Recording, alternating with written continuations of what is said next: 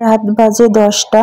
হাজবেন্ডের আবদার, তাকে এখন নতুন আলু দিয়ে মুরগির মাংসের ঝোল রান্না করে দিতে হবে। তো যেই কথা সেই কাজ। আসসালামু আলাইকুম, কেমন আছেন সবাই? আশা করছি ভালো আছেন, আমরাও ভালো আছি আলহামদুলিল্লাহ। এখন প্রথমে আমি কড়াইতে পরিমাণ মতো তেল দিয়ে দিলাম এবং তেলের মধ্যে দিয়ে দিলাম পেঁয়াজ কুচি। এখন দিয়ে দিব বেটে রাখা মশলাগুলো, আদা বাটা, রসুন বাটা এবং জিরা বাটা একসাথেই দিয়ে দিলাম। এখন আমি এগুলো একটু ভালো করে ভেজে নেব যাতে করে মশলা থেকে গন্ধটা ছেড়ে দেয়।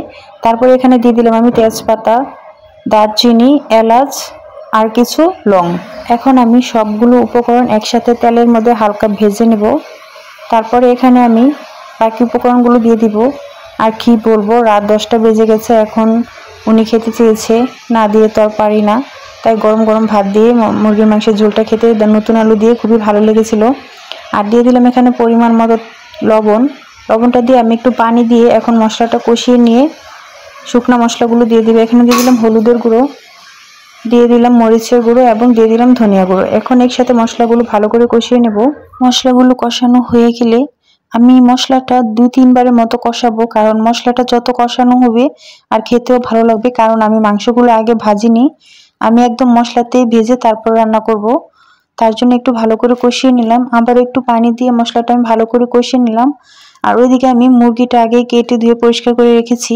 তো এই তো দেখেন মশলাটা থেকে একদম তেল ছেড়ে দিয়েছে, তলায় লেগে গিয়েছে। এখন এই পর্যায়ে আমি মাংসগুলো দিয়ে দিব।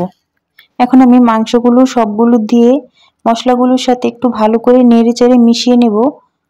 তারপর একটু অনেকক্ষণ যাবত কষিয়ে নেব যাতে করে মশলাটা মাংসের ভিতরে যায়। তো আমি এভাবে 2-3 বার কষিয়ে তারপর আমি পরিমাণ মতো ঝোল দিয়ে দিব।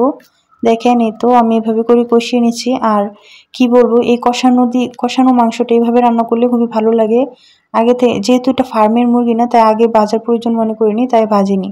আর এখন আমি কষানো অবস্থায় আমি এখানে কিছু আলু কেটে রেখেছিলাম, নতুন আলু, তো এখন দিয়ে দিলাম। এটা হচ্ছে কি মুরগি জানি বলে, কালো কালারের নাকি কিরকম একটা, মানে একদম ককো না আর কি, ফার্মো না। তো যাই হোক, তো আমি এখন একটু পানি দিয়ে দিলাম। তারপর কষিয়ে আলুটার ভিতরে একটু মশলা চলে গেলে তারপর আমি পরিমাণ মতো ঝোল দিয়ে, তো দেখেন এখন ঢাকনা দিয়ে সিদ্ধ হওয়ার আগ পর্যন্ত রান্না করে নেব। আর তারপরে হয়ে আসলে একটু লাস্ট পর্যায়ে আমি এখানে আস্ত কিছু রসুন দিয়ে দিলাম। এখানে আমি 3টা রসুন দিয়েছি। রসুনটা এভাবে দিলে খেতে খুবই ভালো লাগে। তো দেখেন আমার মাংস রান্নাটা প্রায় হয়ে গিয়েছে, একদম মাখো মাখো হয়েছে। ঝোলটাও আমি একদম টানিয়ে নিয়েছি। এখন এই তো দেখেন কি সুন্দর হয়েছে, কালারটা অসম্ভব সুন্দর হয়েছে আর খেতে কি বলবো অসাধারণ হয়েছিল। তো এখানে আমি তো ভাত বেড়ে দিচ্ছি। এখন গরম গরম ভাত, তারপরে মুরগির মাংসের ঝোল দিয়ে খাবে। এই তো দেখেন ভাতগুলো দিয়ে দিলাম, এখানে আমি মাংসও দিয়ে দিলাম। তো ভিডিওটি কেমন লাগলো অবশ্যই জানাবেন, ভালো লাগলে লাইক কমেন্ট করে পাশে থাকবেন, পেজটি ফলো করে দিবেন। আজ এই পর্যন্ত, আল্লাহ হাফেজ।